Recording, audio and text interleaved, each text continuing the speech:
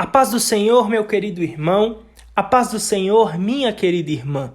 Que alegria podermos estar mais um dia estudando a palavra do Senhor. Aqui quem vos fala é o evangelista Joel Ramos, e eu agradeço à minha pastora presidente Loide Ramos e ao meu querido pastor Gedeon Júnior pelo rico privilégio que me é entregue de estudar com você a palavra de Deus neste lindo projeto de leitura bíblica diária. Hoje nós estaremos estudando Deuteronômio, capítulo de número 17. Mas antes, meu irmão, eu preciso que você entenda algo. Certamente o capítulo 17 começa no versículo de número 1. Só que o capítulo 17, do versículo de número 1 até o versículo de número 13, foi objeto de estudo no nosso último áudio de Deuteronômio 16, parte 2, por uma questão didática. Foi fundamental nós estudarmos Deuteronômio 16, do 18 ao 22, e Deuteronômio 17, do 1 ao 13, em conjunto, porque eles tratam de coisas que se completam. Sendo assim, hoje o objeto de estudo da nossa leitura bíblica diária será Deuteronômio 17, do versículo 14 ao versículo de número 20, onde nós estudaremos um pouco sobre a eleição e os deveres de um rei. E dentro desse texto, nós podemos tirar lições valiosas e aplicações pessoais para a minha e para a sua vida. Sem mais demoras, nós precisamos compreender que as nações de hoje são governadas por líderes eleitos e não por monarcas hereditários. Quando nós estudamos história, nós observamos que na antiguidade, os reis e os imperadores, eles governavam as nações e impérios com uma autoridade despótica. Mas Israel era totalmente diferente das outras nações, pois o que unia o povo era justamente a lei de Deus. Os levitas encontravam-se espalhados por toda a terra, ensinando ao povo a lei de Deus, e os sacerdotes e juízes providenciavam para que a lei fosse cumprida com justiça, com equidade e de maneira correta. Os israelitas deveriam levar seus dízimos e sacrifícios ao santuário central e, 3 vezes por ano, todos os homens adultos deveriam reunir-se lá para celebrar a bondade do Senhor, como nós anteriormente já estudamos. O próprio Deus era o rei de Israel. E como nós vemos em muitos salmos e textos bíblicos, ele estava entronizado acima dos querubins no Santo dos Santos.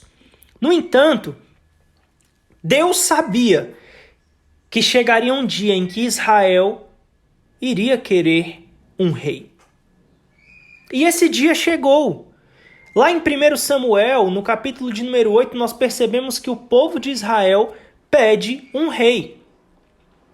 E nós observamos que, voltando um pouquinho no tempo, lá no tempo dos juízes, no livro de Juízes, a unidade política e espiritual das 12 tribos, ela deteriorou-se gravemente. E Israel viu-se constantemente sob o risco de ser invadido por seus inimigos. E aí, ao invés de confiar em Deus, o povo quis um rei e um exército que conduzissem a nação à vitória. Infelizmente, a liderança espiritual em Israel havia decaído e os filhos de Samuel não estavam andando nos caminhos do Senhor. Contudo, o principal motivo de os israelitas quererem um rei era o seu desejo insaciável de serem como as outras nações. A distinção de Israel, porém, vinha justamente do fato de não serem como as outras nações. Era justamente de não serem iguais a outras nações. Porque Israel era o povo escolhido de Deus, era o reino de sacerdotes, era propriedade peculiar do Senhor. E imitar o mundo em vez de confiar no Senhor sempre foi uma grande tentação para o povo de Deus. E cada vez que se entregou a ela, o povo sofreu.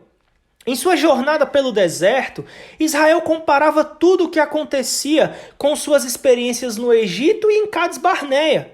Até quiseram escolher um líder e voltar para o Egito, como nós estudamos em Números 14. Mas a igreja de hoje é igualmente culpada de incredulidade. Quando os líderes da igreja adotam métodos e parâmetros do mundo, a igreja dá um passo gigantesco no sentido de tornar-se como o mundo e de perder as suas distinções divinas. Em vez de confiarmos na palavra de Deus e na oração, dependemos da sabedoria do mundo imitando seus métodos e satisfazendo seus desejos, dando às pessoas aquilo que elas querem em vez de lhes darem aquilo do que elas precisam. Os cristãos de hoje deveriam dar ouvidos ao lembrete de Deus para Israel. Eu sou o Senhor vosso Deus, que vos separei dos povos. Então, Deus, sabendo que o povo teria esse desejo de ter um rei, ele lista os requisitos para um rei. E a gente observa que o rei não seria eleito pelo povo, mas sim escolhido pelo próprio Deus. E o primeiro rei de Israel, lá em 1 Samuel 9:10, foi Saul. Mas não fazia parte dos planos de Deus que Saul estabelecesse uma dinastia real em Israel. Saul, como bem sabemos, era da tribo de Benjamim, mas a tribo real era Judá. E o Messias viria de Judá. Na verdade, Deus deu Saul ao povo como forma de disciplina por terem rejeitado o Senhor, como nós observamos ali em 1 Samuel 8:7. O maior juízo de Deus é dar ao seu povo aquilo que ele quer e permitir que sofra as consequências. O rei não apenas deveria ser escolhido por Deus, como também precisava ser de Israel. Não poderia ser um estrangeiro. Sempre que desejasse disciplinar seu povo, o Senhor colocaria sobre Israel um governante estrangeiro e deixaria que o povo sentisse a diferença entre a bondade de Deus e a opressão dos gentios idólatras. O rei de Israel deveria confiar inteiramente no Senhor e não depender de cavalos, nem de exércitos, nem de aliança com outras nações realizadas por meio de casamentos, ou confiar em suas riquezas materiais. Nós podemos observar que Salomão transgrediu essas 3 prescrições, o que levou tanto o rei quanto a nação a cair em pecado. Salomão casou-se com uma princesa egípcia, sendo essa a primeira de várias alianças políticas por meio de casamentos estrangeiros. O rei foi ao Egito não só para buscar uma esposa, mas também para trazer cavalos para o seu exército e construiu em Israel cidades para os carros, que serviam de estábulos para seus cavalos e carros. Quanto a sua riqueza era fabulosa e incalculável, não é mesmo? Só que a gente também precisa notar o seguinte, que o requisito mais importante listado para o rei era o conhecimento pessoal da lei de Deus. Deveria escrever para si uma cópia da lei usando a cópia oficial providenciada pelos sacerdotes. Deveria lê-la regularmente e guardar as suas palavras. Esse estudo da lei não iria ajudá-lo apenas a governar o povo com justiça, mas também serviria para revelar-lhe o caráter de Deus e para encorajá-lo a temer ao Senhor e amá-lo cada vez mais. A submissão do rei a Deus e a sua lei o guardaria de tornar-se arrogante e de abusar da autoridade que o Senhor havia lhe conferido. Se demonstrasse uma atitude de superioridade em relação a seus irmãos, crendo que tinha o privilégio de viver acima da lei de Deus, indicaria que ele não estaria apto para dirigir toda a nação de Israel. Então, queridos, Deus ele coloca aqui todos os requisitos elencados e os deveres de um rei.